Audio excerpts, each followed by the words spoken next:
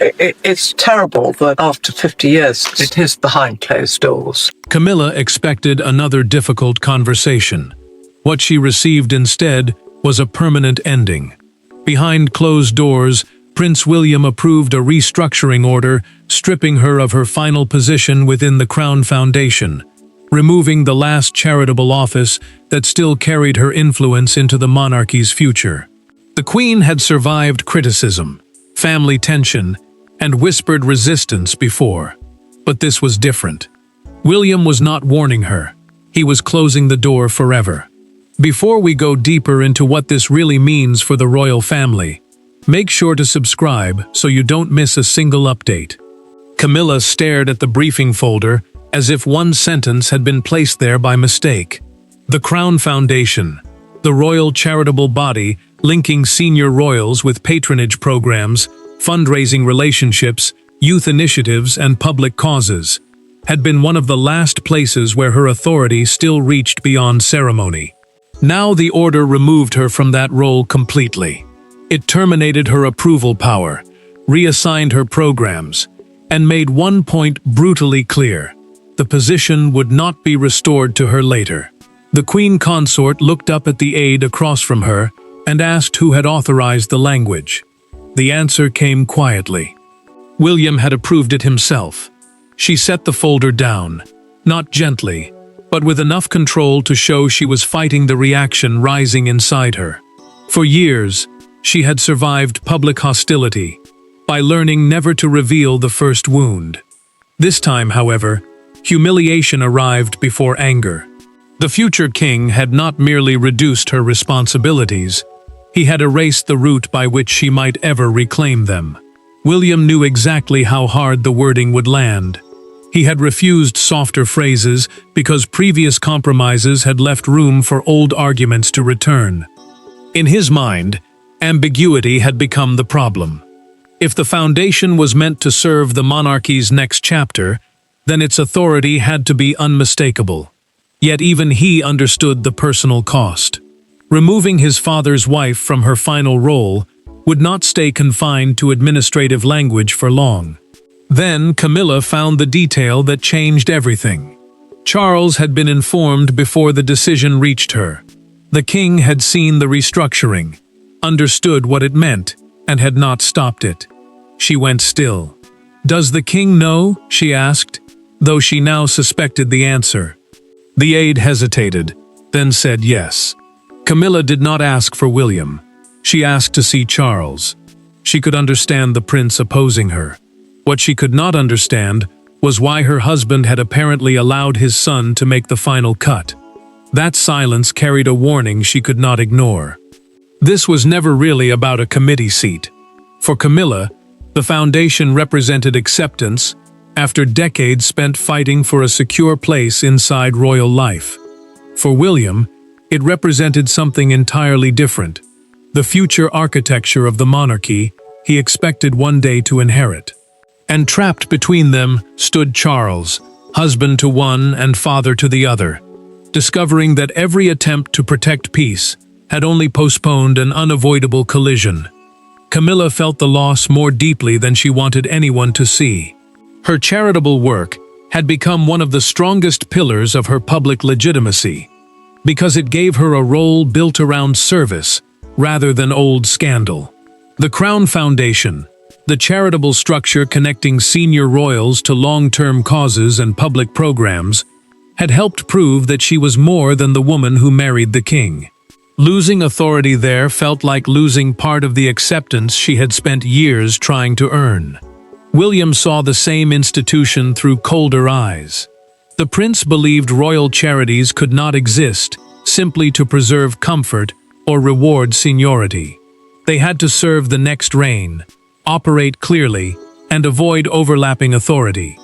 Yet even he could not separate every decision from personal history.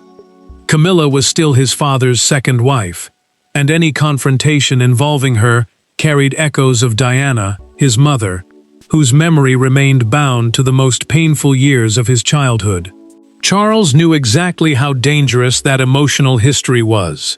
Weeks earlier, The king had warned his wife that foundation responsibilities might be streamlined.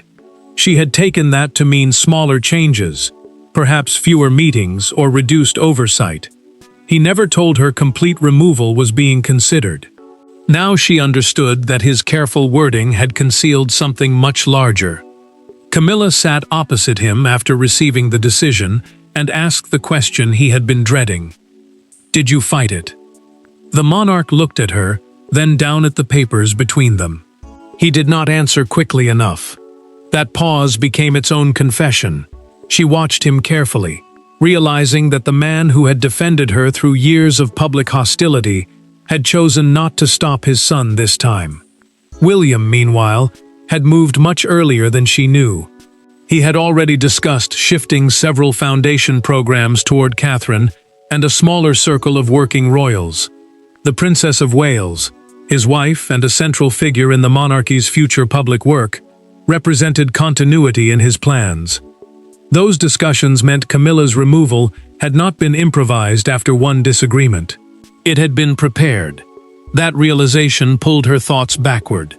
Camilla remembered one foundation engagement months earlier, when William's controlled politeness had suddenly hardened. At the time, she had dismissed it as another difficult exchange.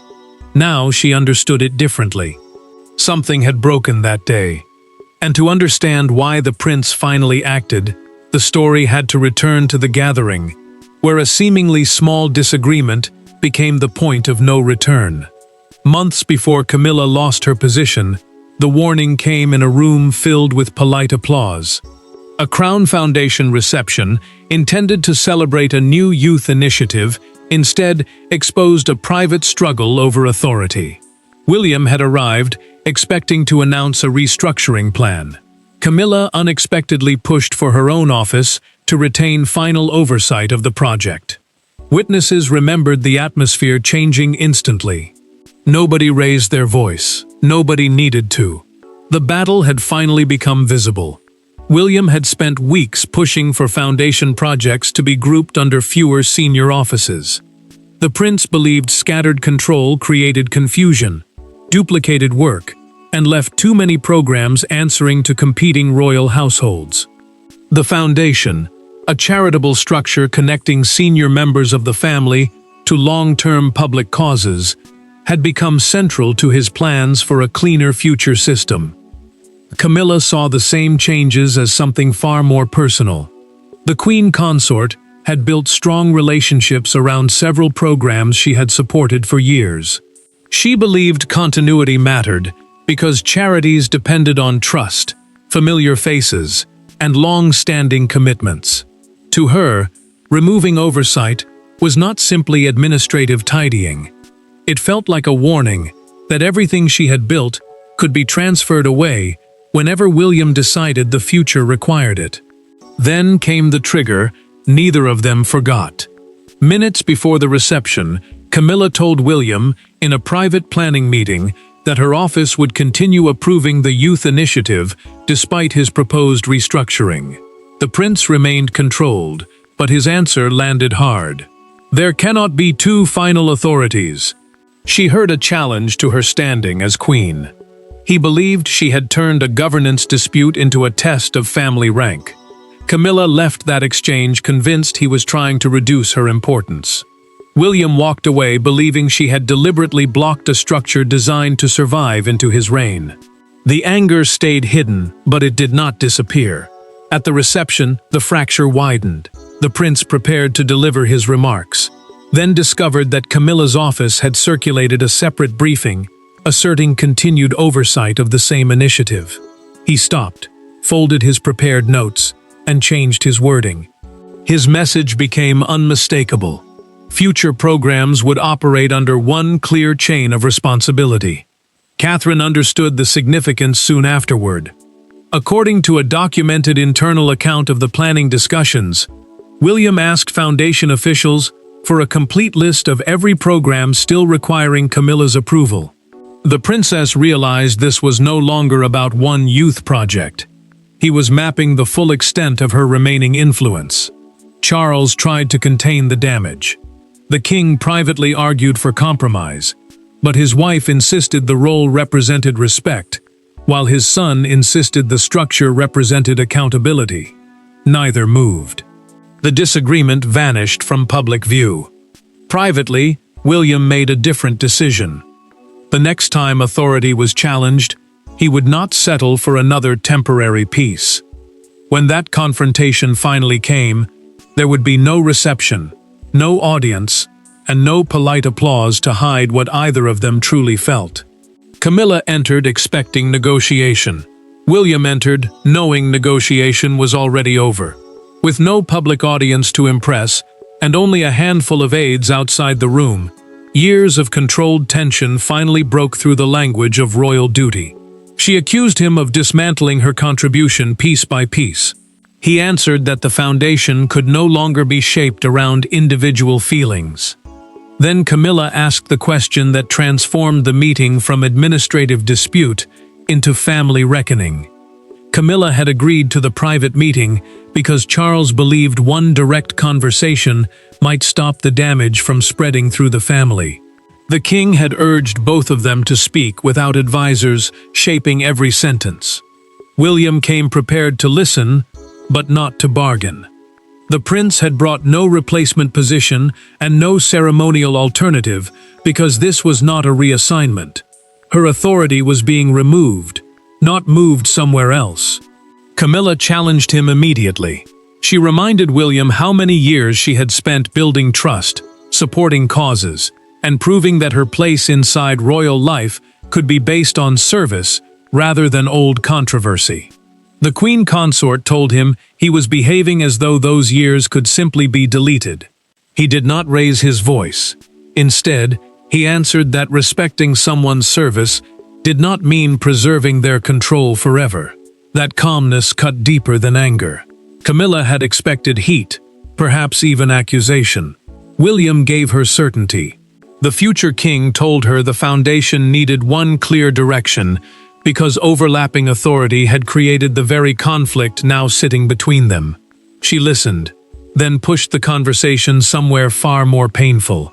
Camilla asked whether Diana had influenced the decision. William went still. He refused to let his mother become a weapon in an argument about governance. But he did not pretend his past meant nothing. The prince admitted that everything he had lived through as a child shaped how seriously he took clarity, responsibility, and the danger of unresolved family tensions.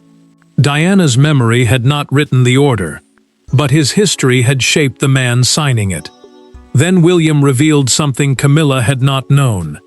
He had asked Charles more than once to settle foundation authority clearly before matters reached this point. The king had delayed, hoping compromise would preserve peace. That hesitation, William said, left him with no choice but to impose the boundary himself. Camilla pushed her chair backward. "You had already decided before I walked in." William looked at her and answered quietly, "Yes." One word killed every remaining hope of negotiation. Yet Camilla still had one possible shield. Charles remained king, and the question now was brutally simple. Would he use his authority to overturn his son? The argument had exposed the wound. The next question was whether Charles still possessed either the power or the will to close it. Charles could have turned the family dispute into a constitutional-style showdown inside his own household. He could have ordered another review, delayed the restructuring, or demanded that William restore part of Camilla's authority. Instead, the king did something far more devastating. He read the final recommendation, closed the file, and declined to intervene. For Camilla, that choice felt like abandonment. For Charles, it was the painful recognition that protecting his wife could no longer mean obstructing his heir. Charles understood why William's recommendation carried unusual weight. The prince had taken on growing responsibility for long-term royal planning, meaning decisions involving future structures increasingly fell within his influence. These were not just temporary household arrangements. They were choices designed to survive beyond the current reign, and the king knew that reversing his son would send a message that the future monarch could prepare for responsibility only until his father disagreed. The king also understood the danger of open conflict. If he overturned William's decision, the dispute would stop being about Camilla's role and become a struggle over who truly controlled the monarchy's next chapter.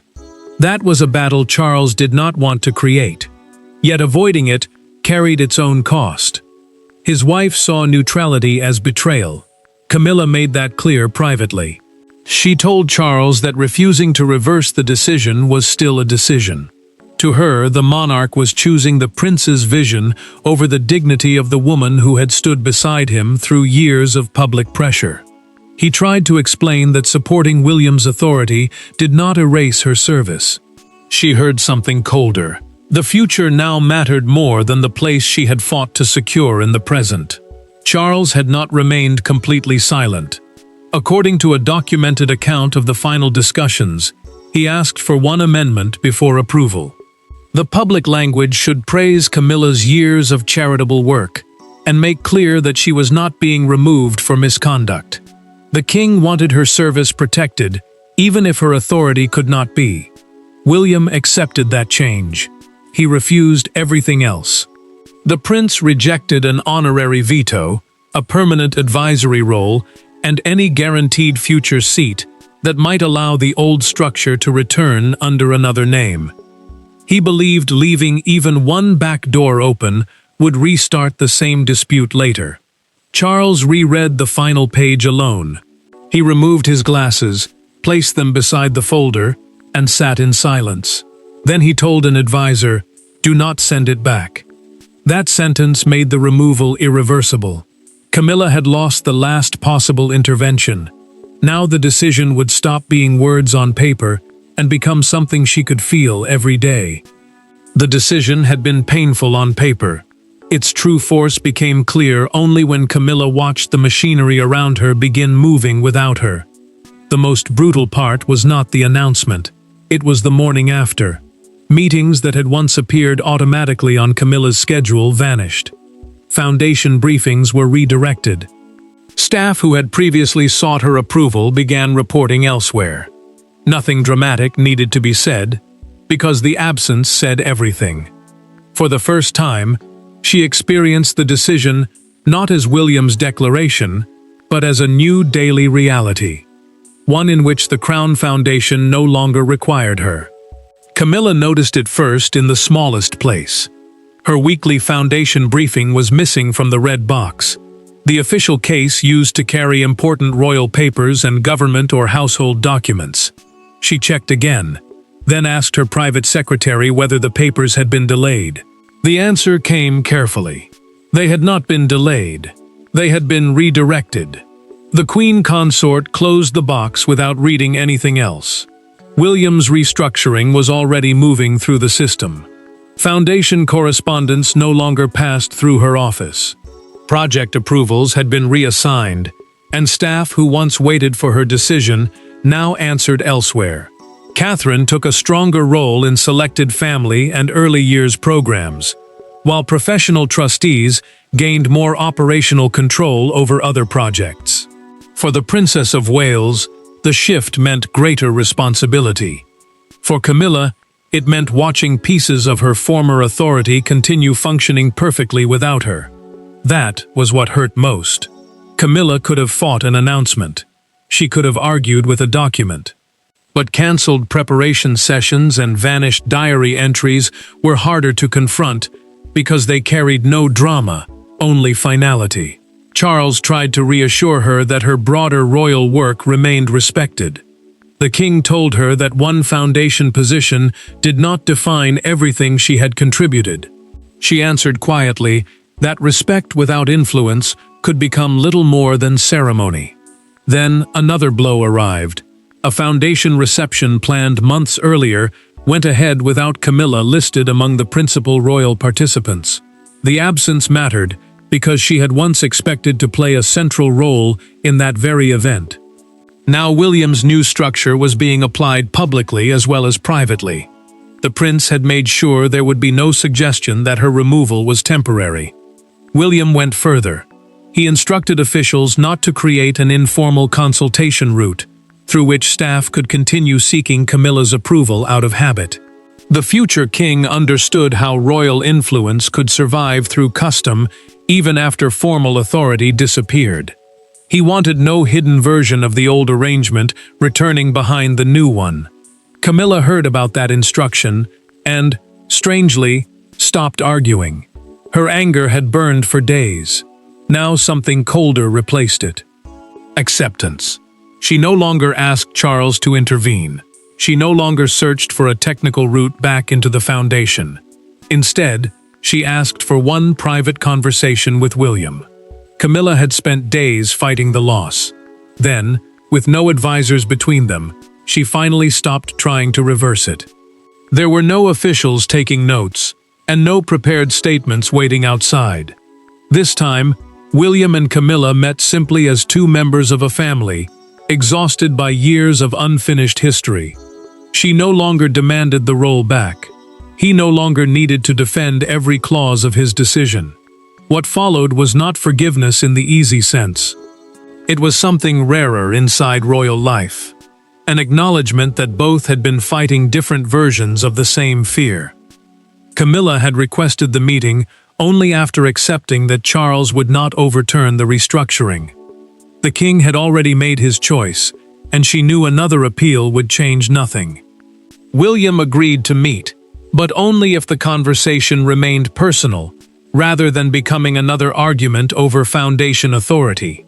The prince wanted no fresh negotiation, no revised title, and no hidden route back into the role that had already been removed. Camilla surprised him first. She admitted that losing the position had frightened her because institutional relevance had become proof, in her mind, that she could no longer be pushed aside. For years, every new responsibility had felt like another layer of protection around a place she once feared would never truly be secure.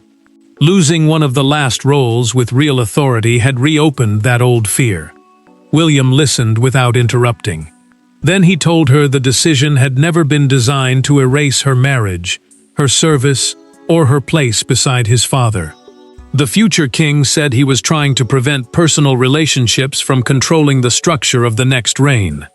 For him, the monarchy could not depend on who felt closest to whom. Its system had to survive even when emotions changed.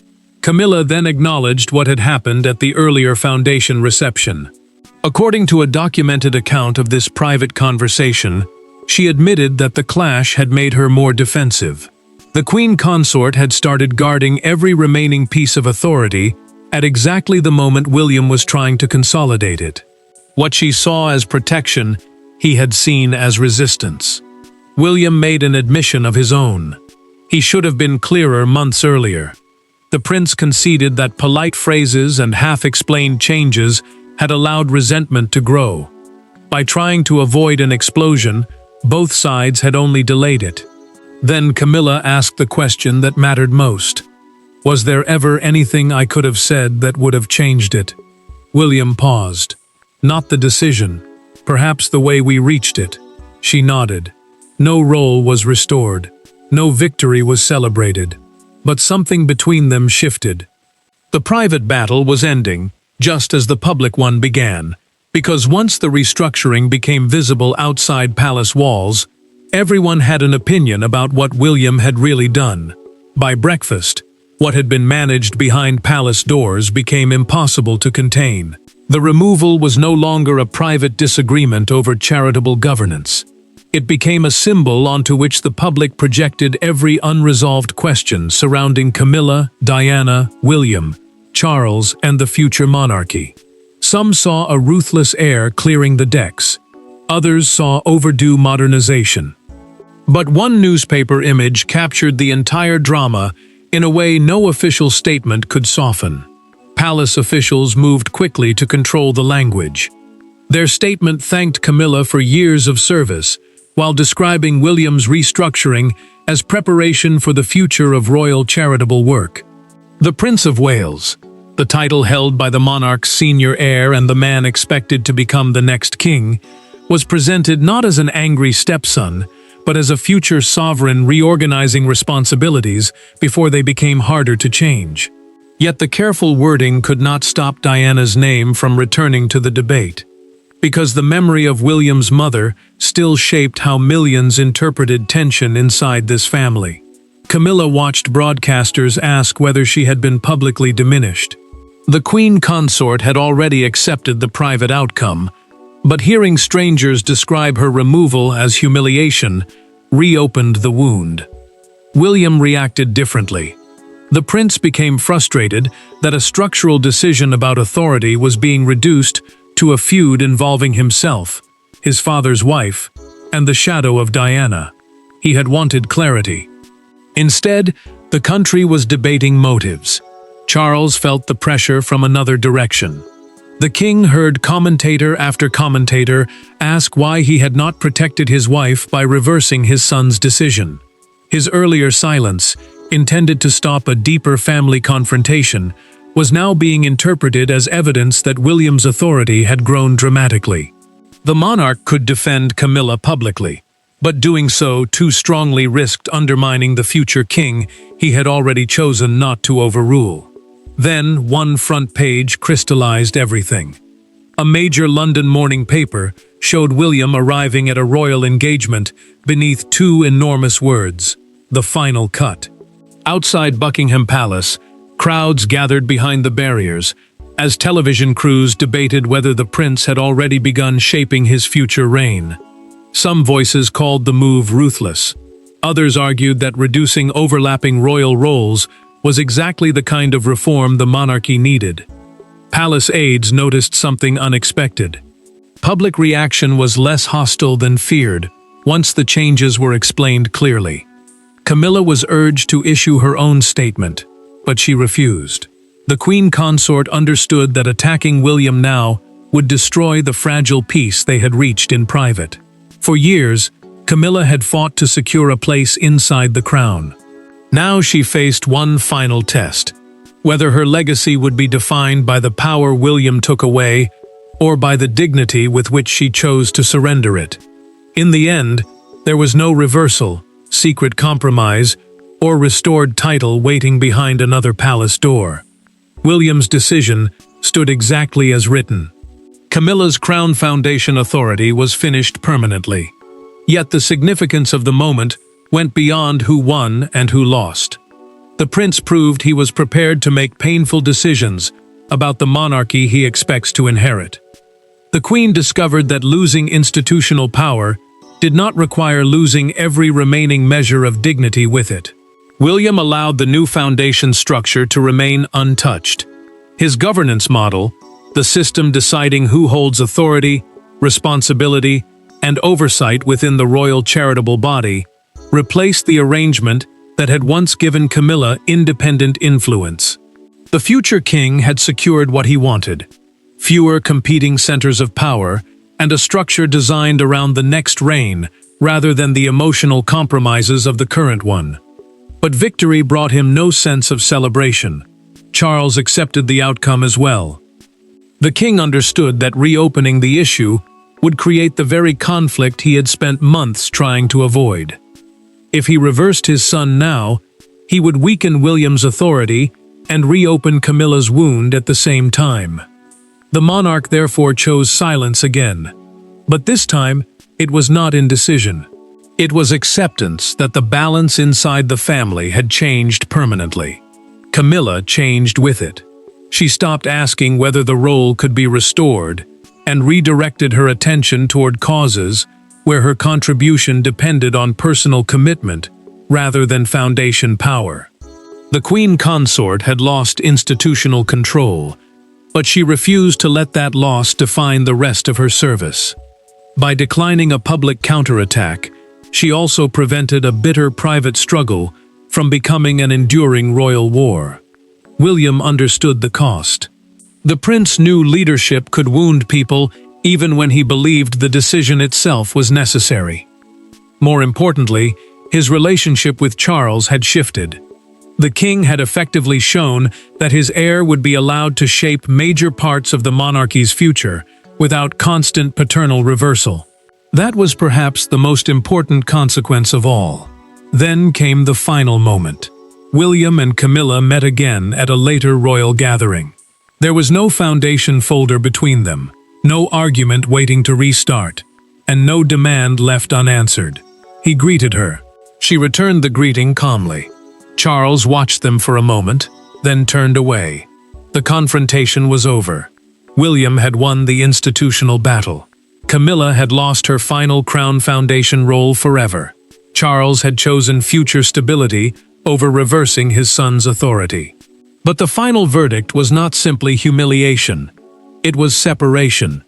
The future king gained unmistakable control over the crown's next chapter, while the queen accepted that her legacy could survive without controlling that chapter herself. The door William closed would never reopen, but by accepting that truth, Camilla ensured that the closing of one royal role did not become the destruction of an entire family. Thanks for watching. Please don't forget to like and subscribe, and we will see you in next one.